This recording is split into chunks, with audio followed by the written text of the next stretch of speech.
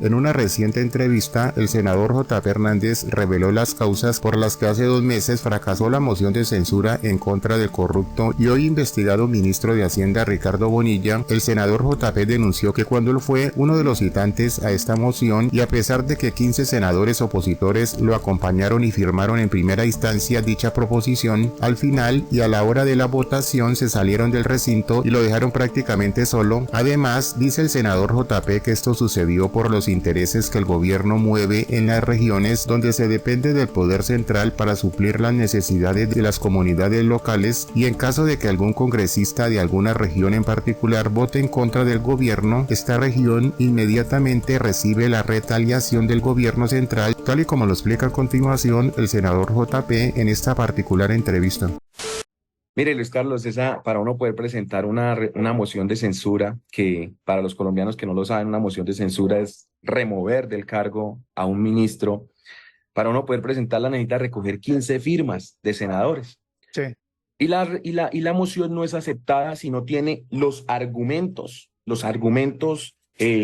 necesarios. Entonces uno presenta una documentación y en esa documentación uno le dice a la mesa directiva del Senado: quiero remover del cargo a este señor por esto y esto y esto. Si ellos ven que tiene méritos para ser removido, entonces aceptan la moción. A mí me la firmaron 15. Yo estaba muy contento.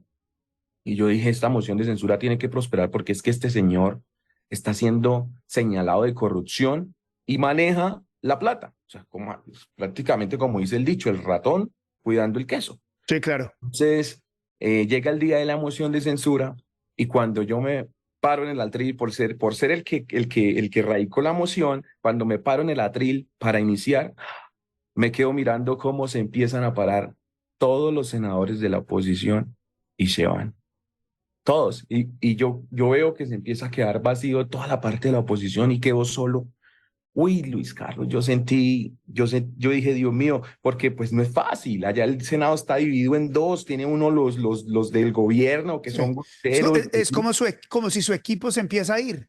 Quedé solo, pero es que literal. Entonces se pararon todos, se fueron y yo me quedé mirando y mi equipo me empieza a mirar y me dice, se están yendo. Y yo les dije, me tocó frentear solo. Entonces, le voy a contar algo todavía más personal. Yo le dije a mi productor, voy a bajarle porque me toca solo y sé que me van a acabar aquí entre todos.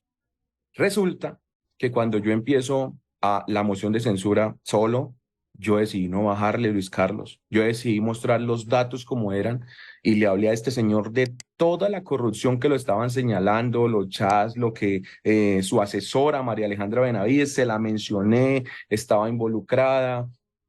Final, pasa lo mismo que el ministro de Defensa. Se sube Ricardo Bonilla y se sube a tratar de estigmatizarme con que senador youtuber, y bueno, eso finalmente después le salió al revés, y a decir que todo era mentira, que María Alejandra Benavides era un homónimo, que era otra María Alejandra de la que estaban hablando los medios que se dedicaban a chismes de prensa.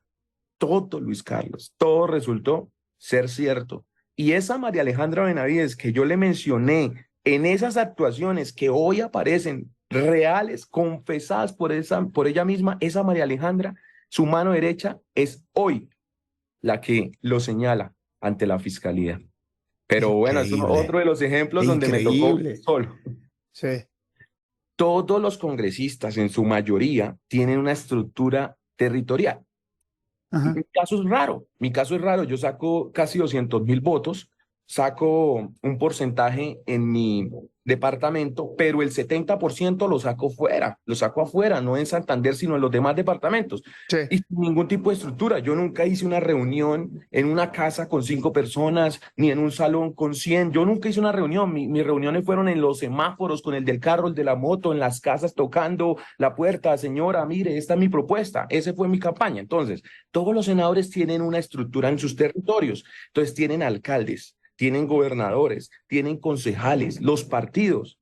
Si llegan a votar una moción de censura, esto es confirmado, Luis Carlos, en contra del ministro de Hacienda, le cierran el chorro en su región a sus partidos, a sus alcaldes, a sus gobernadores, a sus estructuras. ¿Por qué le digo que es confirmado? porque en medio del escándalo de la UNGRD sale la noticia de cómo el gobierno le dio la orden a las autoridades del ministro de Hacienda, supongo, para Sí. cerrar el chorro a Paulino Riascos, un senador del pacto que estaba empezando como a oponerse y a salir a decir, oiga, no, es que esto no fue el cambio, yo me acuerdo tanto de esa intervención, esto no fue el cambio que le propusimos a Colombia, tenemos que reaccionar por ponerse con esas. Entonces le cerraron el chorro y él necesitaba por allá no sé qué para su comunidad, para su región. Entonces, esos son los miedos, Luis Carlos, las dependencias, dependencias. Y hoy es importante que Colombia sepa que tanto oposición, centro,